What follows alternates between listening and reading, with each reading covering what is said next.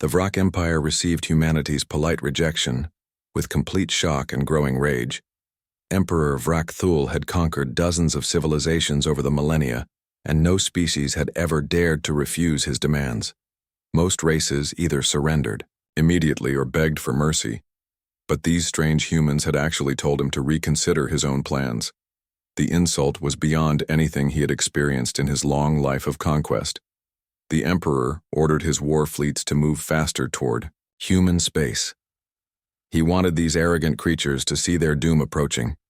He commanded his ships to broadcast their approach on all communication frequencies, so the humans would have time to properly fear what was coming. The Vrak had always enjoyed the terror of their victims almost as much as the actual conquest. On Mars, engineer Minho was working in the massive orbital shipyards that floated above the red planet like metal cities, when the alert came through about the approaching alien fleet. He did not panic or run away. Instead, he started laughing so hard that his co-workers thought something was wrong with him. Minho pulled up the construction schedules for their current projects and realized they had everything they needed to give the Vrak a proper welcome. The shipyards above Mars had been building peaceful vessels for centuries, cargo haulers that could carry entire cities' worth of supplies, mining barges designed to break apart asteroids the size of mountains, research ships built to travel between star systems faster than light. All of these ships were constructed with the same advanced technology and industrial strength that had made human civilization so successful. Minho and his team began making small changes to the ships under construction. The cargo holds designed for carrying food and supplies could easily hold weapons instead. The mining lasers built to cut through solid rock would work just as well on alien armor. The engines designed to push massive loads through space could make these converted ships faster and more agile than anything the Vrak had ever fought. All across human space, the same transformation was happening. Industrial facilities that had spent centuries making peaceful products suddenly switched to military production. The change happened so smoothly that it seemed like the factories had been waiting for this moment. Automated systems that built exploration equipment started building weapons instead. Workers who had never seen violence in their lives calmly followed instruction manuals for creating instruments of war. Captain Yujin commanded the first human patrol fleet to meet the advancing Vrak forces. Her ships looked nothing like the sleek warships from ancient Earth history. Instead, they were blocky practical vessels that had been converted from civilian use in just a few weeks. The hulls were painted with bright colors because nobody had thought to make them look scary, and the crews still wore their normal work clothes instead of military uniforms.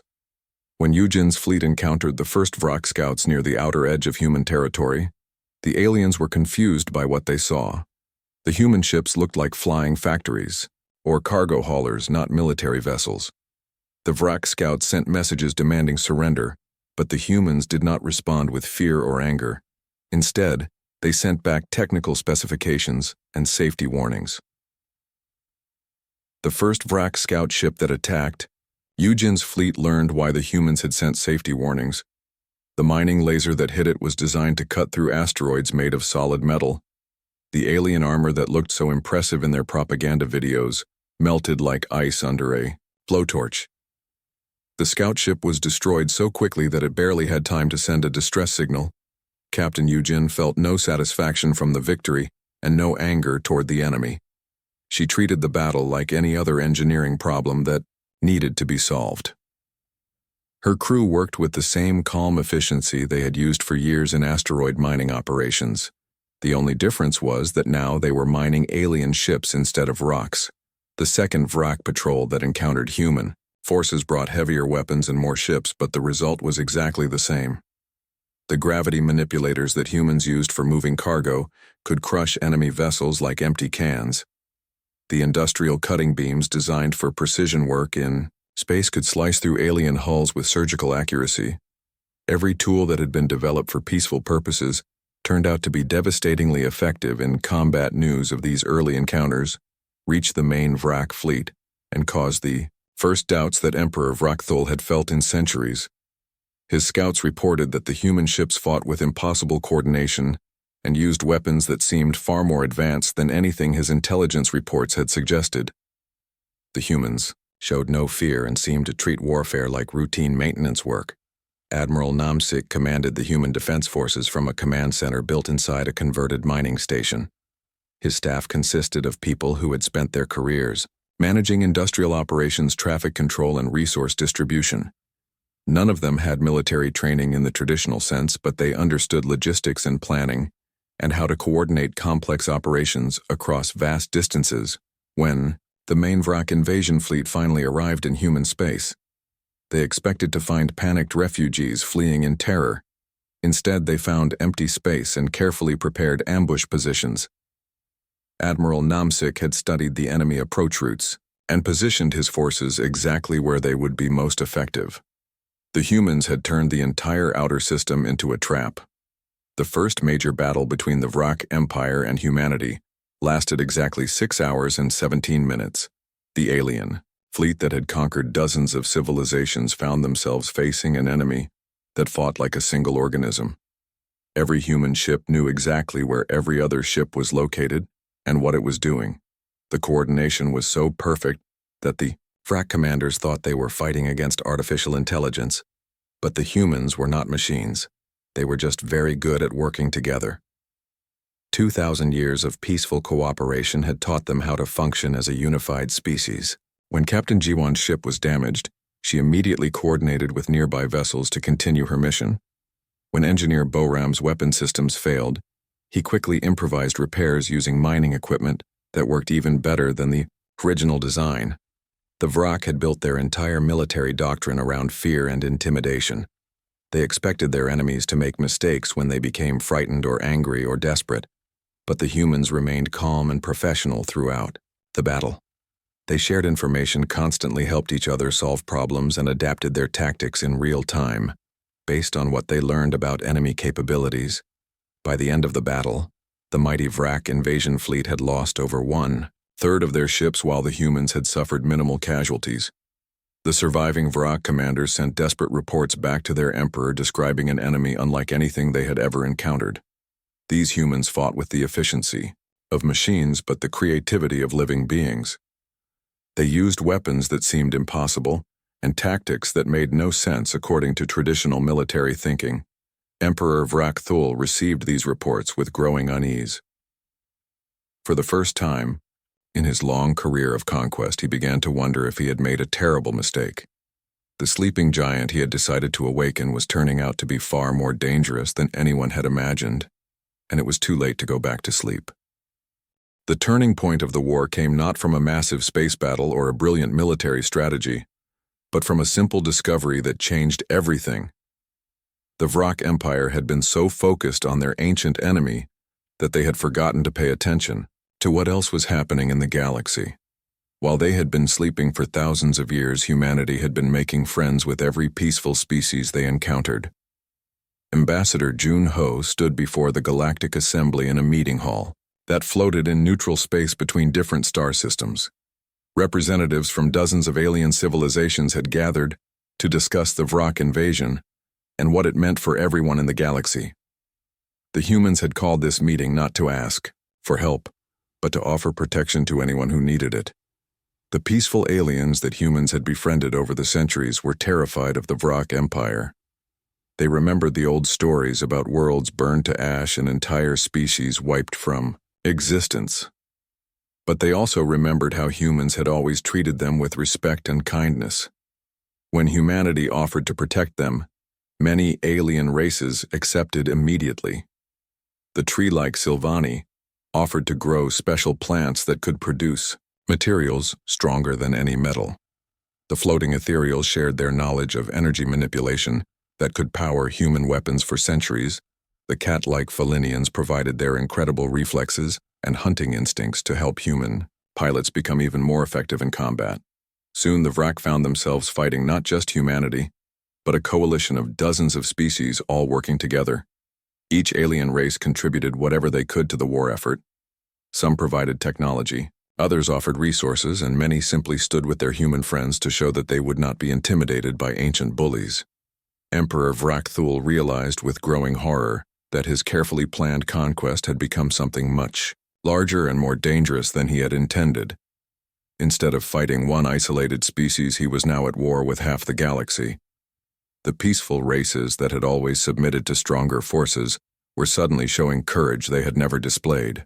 What made this even worse for the Vrak was that humans had taught their alien allies to fight with the same efficient teamwork that had proven so devastating. The galaxy had never seen anything like the combined fleets that now faced the Vrak Empire ships from dozens of different species working together with perfect coordination, using tactics that no military academy had ever taught. The final battle that everyone expected never actually happened. Instead, the war ended with something that shocked both sides more than any weapon could have. The human flagship commanded by Captain Dayun opened a direct communication channel to Emperor Vrak Thul himself during what should have been the climactic confrontation between the two. Fleet's Captain Dayun did not demand surrender or threaten destruction. She did not boast about human superiority or mock the Vrak for their failures.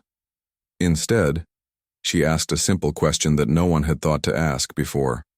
Why are you doing this? What do you actually want from all this fighting and conquest?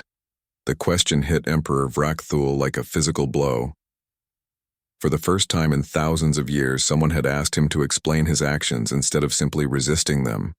He tried to give the usual answers about ancient territory and rightful dominion and the natural order of strong ruling over weak. But the words sounded hollow, even to himself. Captain Dayun listened patiently to his explanations, and then asked another question that cut even deeper. When did you last feel happy? What was the last thing that brought you joy instead of just satisfaction from defeating enemies? The Emperor found that he could not remember a time when conquest had actually made him feel fulfilled rather than just temporarily powerful. The conversation continued for hours while both fleets waited in tense formation. Captain Dayun talked about human history and how her species had learned that destroying others never brought lasting happiness. She described the peace that humanity had built and the friendships they had formed with species across the galaxy. She explained how much more satisfying it was to create something beautiful than to destroy something that others had built. Other human commanders joined the conversation, sharing their own stories about family and friendship and the simple pleasures of building a better world. The Vrak Emperor listened to descriptions of a way of life that he had never imagined. Possible, a civilization based on cooperation instead of domination, on creating instead of destroying, on love instead of fear. Slowly something began to change in Emperor Vrak Thul. The ancient anger that had driven him for millennia started to crack and crumble. He remembered fragments of his youth before the endless wars, when his people had been different, when they had built beautiful cities and created art and music and poetry. The Vrak had not always been conquerors. They had become conquerors because they had forgotten how to be anything else. Captain Dayun made an offer that no enemy had ever given the Vrak Empire. She offered them a chance to stop being monsters, not through defeat or destruction, but through choice. Humanity would help the Vrak find uninhabited worlds where they could rebuild their civilization in a better way. They could learn to be creators instead of destroyers, friends instead of conquerors. The Emperor made a decision that surprised everyone, including himself.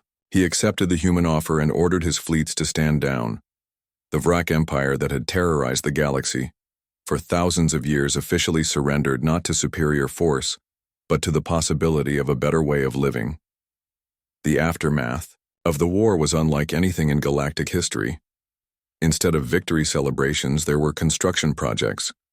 Former enemies worked together to repair the damage that had been done during the fighting. Vrak engineers who had spent their lives building weapons of war learned to build hospitals and schools and parks. Years later, when historians studied the conflict, they called it the Last War, not because fighting would never happen again, but because humanity had finally shown the galaxy that there were better ways to solve disagreements. The techniques of cooperation and communication that humans had developed during their long peace became the foundation for a new kind of galactic civilization. Emperor Vrak Thul, who had once been the most feared conqueror in the galaxy, became one of the most respected advocates for peaceful conflict resolution. He often said that the humans had given him something more valuable than victory. They had given him back his soul. 2,000-year peace had not made humanity weak. It had made them wise enough to transform their greatest enemies into their newest friends. The galaxy would never be the same. And as Captain Dayun often said in her speeches to young people, across dozens of worlds, that was probably the best thing that could have happened to everyone. News of the first great victory spread across human space faster than the speed of light, but the reaction was not what anyone might have expected. There were no wild celebrations or victory parades. Instead, every human world quietly began working, even harder. Each planet and space station started contributing to the war effort in their own special way, like pieces of a giant machine, all working toward the same goal. General Subin coordinated the entire human defense from the command center, deep beneath Sol. But her forces were unlike any military organization in galactic history. The farming colonies that grew food for billions of people became massive supply centers that could feed entire fleets for years. The research stations that studied peaceful technologies started developing new weapons from tools that had been used for exploration and construction. The mining worlds were the most impressive transformation of all. These planets had industrial equipment that could move mountains and reshape entire landscapes in just days. When the mining crews turned their attention to building warships, they created fleets faster than the Vrak had thought possible. Entire battle groups were constructed and launched within weeks of receiving the raw materials. Captain Yunji commanded a small reconnaissance ship that monitored enemy communications during battles near the Centauri system. What she discovered changed everything humans thought they knew about their enemies. The Vrak Empire had fought dozens of different species over the centuries, and they had developed tactics based on how those species behaved in combat. Every other race the Vrak had conquered followed predictable patterns when they were attacked. Some species would launch desperate heroic charges trying to overwhelm the enemy with courage and sacrifice. Other species would scatter and hide, hoping to survive until the Vrak got bored and left. Still others would surrender immediately and beg for mercy, thinking they could negotiate for better treatment, but humans did none of these expected things.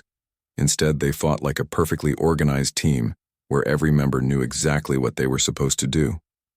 The Vrak commanders kept waiting for the humans to break and start acting like frightened animals, but it never happened.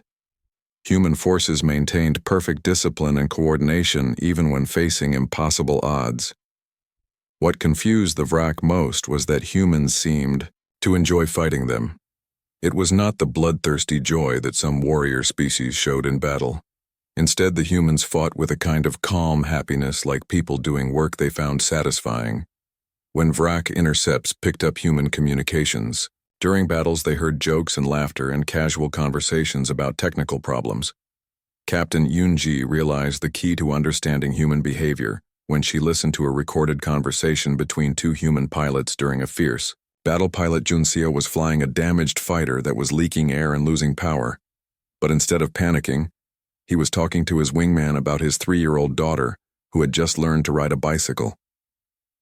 The conversation made Yunji understand something that the Vrak could never figure out. Humans were not fighting because they hated their enemies or because they wanted to conquer territory or gain glory. Instead, they were fighting because they loved what they were protecting. Every human soldier was thinking about family and friends and the peaceful life they wanted to return to when the war was over. This kind of motivation was completely alien to the Vrak Empire. Their entire culture was built on domination and fear. They fought to prove they were stronger than their enemies and to take things that belonged to other people. But humans fought to preserve things they had built together over thousands of years. The difference made human forces much more effective than anything the Vrak had ever encountered. When engineer Bo Young stayed behind to manually detonate mining charges that would destroy an entire Vrak fleet, she was not thinking about becoming a hero. She was remembering her grandmother who had told her stories about Earth before humans learned to travel between stars. She wanted to make sure her own grandchildren would grow up in the same peaceful galaxy that she had known. The Vrak intercepted her final transmission and were baffled by what they heard. Instead of angry threats or desperate pleas, Bo Young was humming an old lullaby that her grandmother used to sing. The explosion that destroyed 12 Vrak warships was triggered by someone who died thinking about a gentle song. From her childhood, these incidents happened over and over throughout the war. Human units would achieve impossible victories through perfect teamwork and casual sacrifice.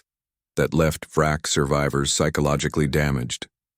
The alien warriors could not understand how their enemies could charge into certain death while making jokes and sharing memories. Human behavior violated everything the wrack thought they knew about how intelligent species acted under pressure. The psychological impact on wrack forces became so severe that many units refused to engage human ships even when they had superior numbers. The alien soldiers had been trained to fight enemies who would eventually break under enough pressure, but humans never broke instead. They seemed to get more determined and more creative as situations became more desperate. Emperor Wrackthul received reports from his commanders describing human tactics that seemed impossible. Human engineering teams would modify their weapons. During battles, creating new capabilities in real time, human ships would sacrifice themselves to protect civilians they had never met. Human colonies would evacuate their populations while preparing elaborate traps for the invading forces. The most disturbing reports described how humans treated captured wrack prisoners. Instead of torture or execution, the humans provided medical care and comfortable living conditions. They even allowed prisoners to communicate with their families back home. Some wrack soldiers actually requested to stay with their human captors, rather than return to the harsh discipline of their own military.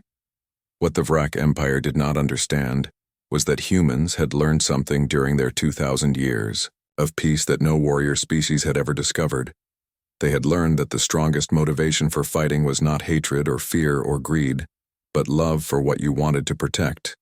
When people fight to preserve something precious, they become capable of achievements that seem miraculous to those who fight only for conquest. General Subin watched the war progress from her command center and saw patterns that filled her with quiet pride. Human forces were not just winning battles, they were demonstrating something beautiful about what their species had become. The same cooperation and creativity that had built their peaceful civilization was now being used to defend it, and the results were beyond anything she had dared to hope. The Wrack Empire had awakened something they did not understand and could not defeat. They had expected to fight a soft, weak enemy that would crumble under pressure. Instead, they found themselves at war with a species that had turned love itself into the most powerful weapon in the galaxy. Commander Wu Jin was eating lunch with his wife and 2 children when every screen in their house suddenly turned bright red. The emergency alert system had not been used in over 800 years, so nobody even remembered what the loud warning sound meant. His daughter Mi Young dropped her spoon and started crying because the noise was so scary and unexpected. His son Tai Mian asked what was happening, but Wu Jin had no idea how to answer. All across Earth and every human colony, the same thing was happening. People stopped what they were doing and stared at screens they had never seen activated before. The old emergency broadcast system was so ancient that it took several minutes just to warm up and connect to all the networks. Some of the equipment had to be repaired by engineers who learned how to fix it by reading instruction manuals that were thousands of years old. The alien transmission that appeared on every screen was unlike anything humans had ever received before. Instead of the friendly greetings and trade offers they were used to, this message was cold and threatening. The creatures speaking in the video looked like giant insects with metal armor covering their bodies. Their faces had too many eyes, and their voices sounded like grinding metal when they spoke. The message was simple and terrifying. The species called themselves the Wrack Empire, and they had been sleeping in the outer darkness of the galaxy for many centuries. Now they were awake, and they wanted their old territory back. Human colonies were built on worlds that the Wrack claimed belonged to them from ancient times. The aliens demanded that all humans leave every planet except Earth within exactly 1 year or face complete destruction. To prove they were serious, the Wrack showed videos of other civilizations they had destroyed. Entire planets turned into burning glass cities that once held millions of people reduced to smoking craters. Peaceful alien races that humans had considered friends wiped out so completely that nothing remained but empty worlds covered in ash and bones. President Haiwan was in her garden planting flowers when her security team found her and rushed her to the old government bunker deep underground. The bunker had not been used since the last war 2,000 years ago, and it smelled like dust and old metal. The ancient computers took hours to start working, and some of the communication equipment had to be replaced with newer technology, as government leaders from all over human space gathered in the underground meeting room. Something very strange began to happen. Instead of the panic and fear that everyone expected, people started laughing. It began with Defense Minister Kyung-ho, who had studied old military history as a hobby. He looked at the alien demands and started chuckling, which made other people in the room confused. The president asked Kyung-ho what was so funny about a threat to destroy the entire human race. Kyung-ho pulled up files on his computer, showing the military capabilities that the Vrak had displayed in their threatening video. He pointed out that their weapons and ships looked impressive, but were actually based on very old technology that humans had surpassed centuries ago during their peaceful development. Dr. Hyun-soo, the leading expert on alien biology, joined the meeting through video link from her research station. She had studied the Vrak Empire from historical records that other alien species had shared with humans over the years. According to these records, the Vrak had been powerful long ago, but they had spent the last 2,000 years sleeping instead of advancing their technology. They still used the same weapons and tactics that had worked against primitive civilizations but would be useless against modern human capabilities. The laughter in the room grew louder as more experts joined the discussion. Engineer Sang-ho explained that the mining equipment used on human asteroid colonies was more powerful than the largest weapons shown in the Vrak videos. The industrial lasers used for cutting through solid rock could easily slice through the alien armor that looked so scary in their transmission. Captain Yoon-soo, who commanded the space traffic control system, pointed out that human civilian transport ships were faster and more maneuverable than the Vrak war vessels. The aliens were still using chemical rockets while humans had developed gravity manipulation drives that could move ships at incredible speeds. The Vrak fleet that seemed so threatening was actually slower than human garbage collection ships. What made everyone laugh even more was the realization that the Vrak had made a fundamental mistake about human nature. They assumed that 2,000 years of peace had made humans weak and soft like other species they had conquered, but they did not understand that humans had not stopped being dangerous. They had just learned to be dangerous, in smarter ways.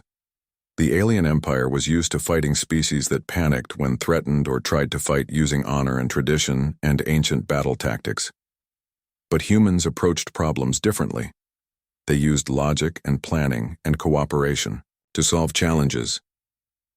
When humans built something, they built it to last and to work better than anything that came before. When humans decided to fight, they fought to win completely and permanently. As the meeting continued, the laughter died down and was replaced by something much more serious. The leaders realized that while the Vrak threat was not as dangerous as it first appeared, the aliens had still threatened to commit genocide against billions of innocent people. This was not something that could be ignored or forgiven.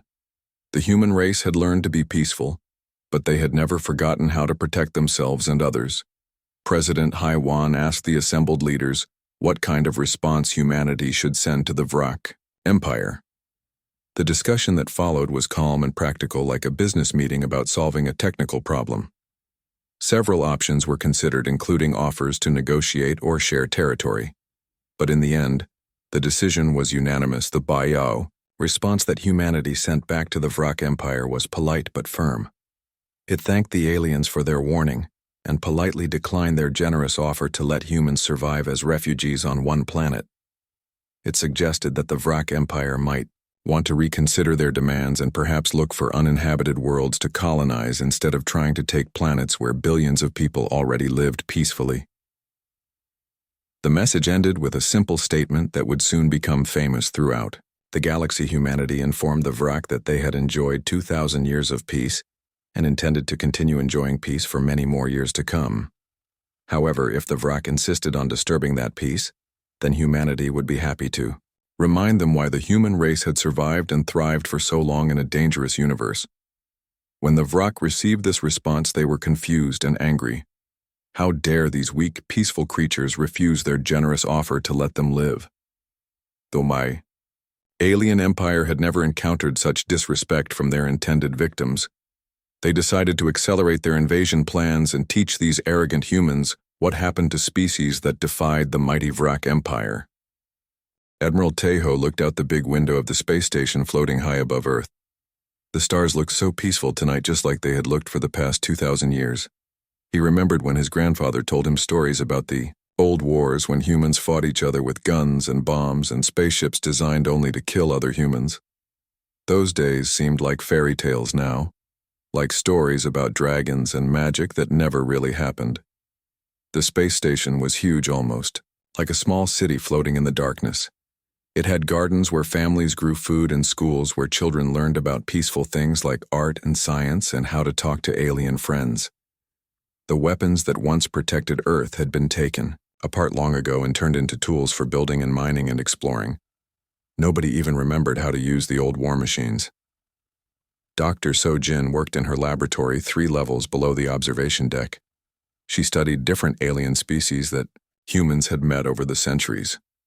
Every single alien race they found was friendly and wanted to trade things like rare metals and knowledge and beautiful art.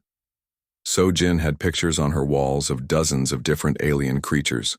Some looked like big cats with wings.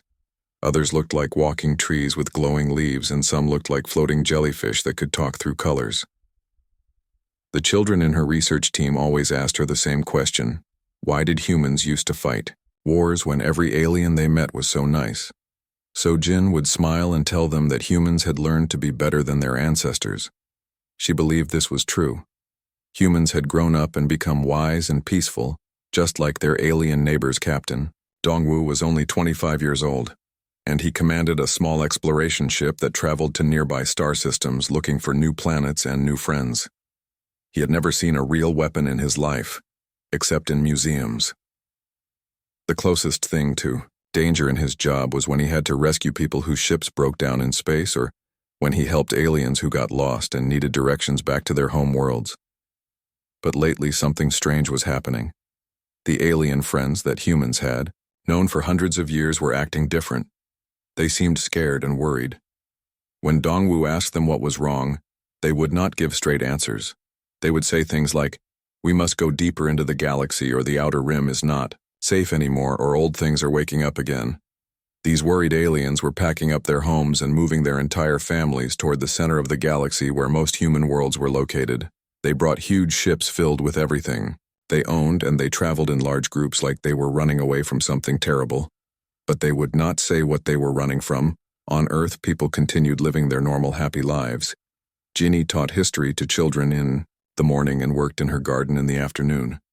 When she told her students about the ancient wars, they would laugh and ask silly questions like, why did people want to hurt each other? And why did they build machines just for fighting? Ginny would explain that long ago humans were not very smart and did not know how to solve problems without fighting. But now humans had learned better ways. Her students could not imagine fighting a war. It was like asking them to imagine breathing water or flying without a spaceship. The idea made no sense to their young minds. They lived in a world where problems were solved by talking and thinking and working together. They had never seen violence except in very old movies that their parents said were just pretend stories from the past. The Space Traffic Control Center on Mars was getting more and more busy every day. Hundreds of alien ships were arriving from the outer parts of the galaxy, asking for permission to pass through human space so they could get to safer areas. The control officers like Hyunwoo were confused because they had never seen so many refugees before. These aliens all told the same story. Something dangerous was coming from the edge of the galaxy, but they would not say exactly what it was. Some of the older humans like Admiral Taeho started to feel worried. They remembered that their great-grandparents had survived terrible wars by being careful and watching for signs of trouble. The signs were there. Now, even if most people did not want to see them. The peaceful galaxy that humans had known for 2,000 years was changing, and not in a good way, in the deep space monitoring stations that watched the empty areas between star systems. Young technicians like Minsu started seeing strange things on their sensors. Large groups of unknown ships moving in perfect formation toward human space. These ships did not respond to friendly messages, and they did not stop at any planets to trade or ask for help. They just kept moving forward like they had one purpose and nothing would stop them from reaching their goal. The strangest thing was that these unknown ships moved differently from any peaceful vessel Minsu had ever seen. They traveled in tight groups like military formations from the old history books, and they seemed to be scanning every planet and space station they passed, as if they were looking for weaknesses or planning something. Back on Earth, the government leaders were having quiet meetings in old buildings that had not been used for important business. In many years, President HFY called together advisors who specialized in ancient military history, because no current politicians knew anything about war or fighting. The history books they read were covered in dust, and some of the words were so old that they needed special computers to translate them. These meetings were kept secret because the leaders did not want to scare the people. Most humans had never experienced fear or danger in their entire lives. They had grown up believing that the universe was safe and friendly, and that all problems could be solved by being nice and smart and patient.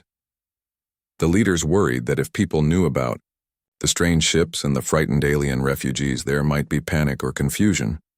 But deep in the old military archives, computers that had been sleeping for centuries began to wake up.